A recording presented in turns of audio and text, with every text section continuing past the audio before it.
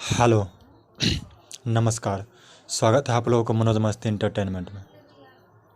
जी हाँ, आज हम बात करेंगे खेसारी लाल यादव जी के बारे में, जिनका एक सुपर डुपर हिंदी सॉन्ग आ रहा है, बॉलीवुड लेवल का सॉन्ग है।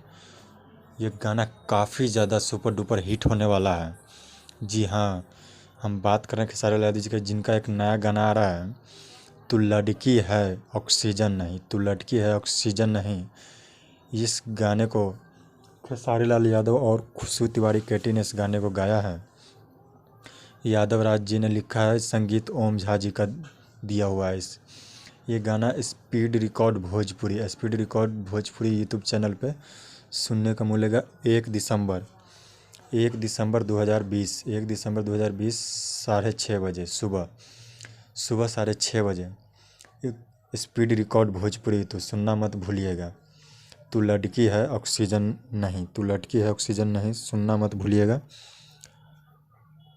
स्पीड रिकॉर्ड भोजपुरी पे। वीडियो अच्छा लगे तो लाइक कमेंट सब्सक्राइब ज़रूर कर देना। Thank you.